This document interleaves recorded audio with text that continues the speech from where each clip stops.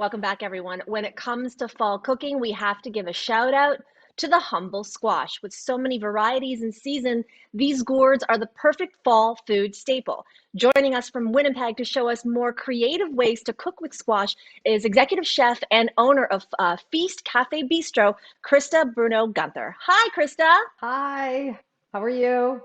Good, good. Okay, Krista, it's the fall. We all know squash is sort of like the go-to when it comes to sides, but it actually holds significance in particular within the Indigenous culture. Can you explain its significance and explain what the Three Sisters mean? Yes, the Three Sisters is known among many Indigenous communities across Turtle Island. Most have the same story, told a little differently, but they are the Three Sisters, beans, corn, and squash. And the story behind it is that these are companion plants, and actually you can plant them all in the same spot. And the corn is the oldest sister, and she grows very tall, and she protects the other two sisters from the wind. And she also is a stepping stone for the baby sister, which is the beans. So she provides a strong, sturdy stalk for the baby sister to crawl up so that she can grow and multiply. Beans need that growth to be able to produce a lot of fruit. And the middle sister is the humble squash that she sits at the base. She protects the soil. Her big leaves keep the soil moist and she repels insects. And the story behind it is that they're also a nutritional powerhouse. So certain Indigenous communities, particularly here in Manitoba, where our winters are extremely long, if you eat beans, corn, and squash together in a meal, the corn provides a carbohydrate, complex carbohydrate. The Mhm. beans provide a second protein, and the squash provides all the minerals and nutrients, particularly vitamin A and vitamin C. I love that. That is so great. And, I'm gonna have a different perspective then, thinking about these recipes and incorporating more squash into our fall menu. So let's start with the first dish. It's your spin on what's more commonly known as potato pancakes, but you have added butternut squash to it. So these are potato squash pancakes. Tell us about them. Well, I have a breakfast menu at my restaurant, and I have a large Indigenous garden here at home, which squash always grows abundantly. So I'm always looking for ways for breakfast, lunch, and dinner how to incorporate squash into maybe normal dishes like a potato pancake. It works. The squash provides such a nice, beautiful color, and it's not as heavy as and oily as a potato squash cake, especially because you do kind of fry it in the pan, and it just has a nice healthiness to it. It's healthier. It's versatile as well. And so I came up with a couple of different dishes here. So for an example, this is my take here of eggs banny minus the bread. So I use the potato squash cakes and I've layered it with some turkey bacon just for a healthier option. And I have a over easy egg. I don't have time to poach eggs all the time, and a beautiful hollandaise sauce. So I get to enjoy the hollandaise, take out the bread. It's just light and airy, and it's just my take on eggs banny.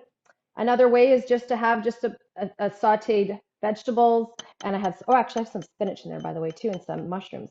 But so saute some vegetables. I love lots of vegetables. They just make me feel healthy, and so I just saute some vegetables, a sunny side egg, and just having it with a simple salad. Krista, I maybe this is just me, but I have a really hard time cutting squash. I either have to buy it pre-cut from the grocery or my mother cuts it for me and delivers it. So, can you give me any tips so I can be a big girl and cut my own squash? Yes, Lainey, this is your segment because it's not as hard as sometimes people think.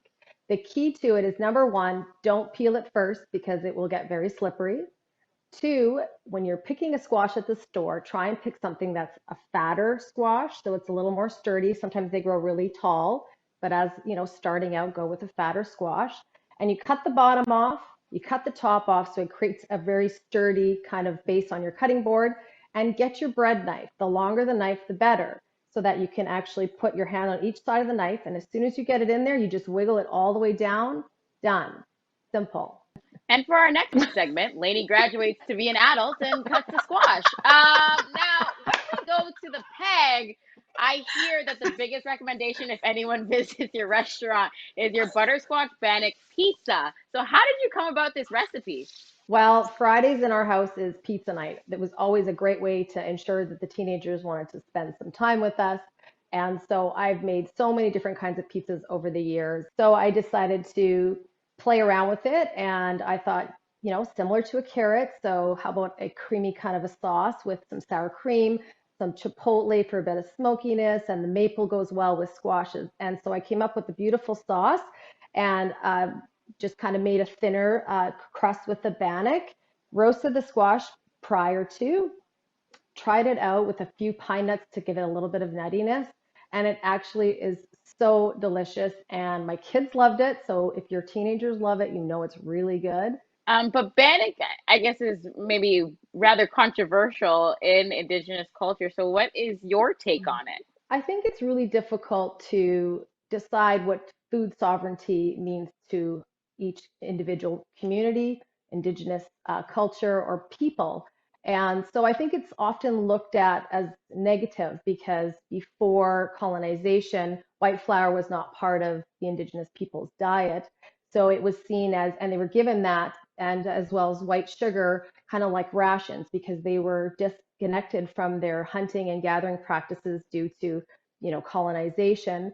And so it kind of was a staple, survival food almost. So it brought a lot of health issues because gluten wasn't part of their diets. But at the same time, if I ever showed up at a gathering or a ceremony without bannock, the elders would never go for it. They love bannock to some communities and as well as to myself. It's my fondest memories cooking, bannock. And there's a lot of teachings that come along with it because it is a different type of bread. You have to have good thoughts and good intentions and think about your loved ones and be thankful when you're making it. And we have more squash recipes to get to, including a recipe involving the acorn squash. So this is a bison stew with acorn squash. Tell us about it. So I wanted to kind of pay homage to the acorn squash. I think it's so pretty with its shape, and I just think it looks stunning for a dinner table. So I actually made some bison stew here, and look at how gorgeous it looks as a little bowl. So you just kind of use this like that. This is bison, and I actually infused some of our medicines. Some medicines, this sweetgrass here, which represents kindness and love. It smells so good. It smells lovely. So I infused some of that into the bison, but I mean, look at how beautiful that looks. And, my kids love it. It's fun. You can cut into it. And once you start kind of scraping the flesh of the squash mixed in with your bison, it's so healthy, so delicious, and just something a little different besides, say, like a bread bowl. And so there it is.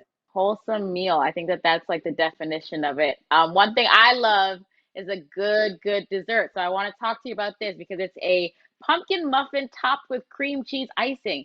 So the twist here, though, is that it's actually pretty healthy. So can you tell me about that?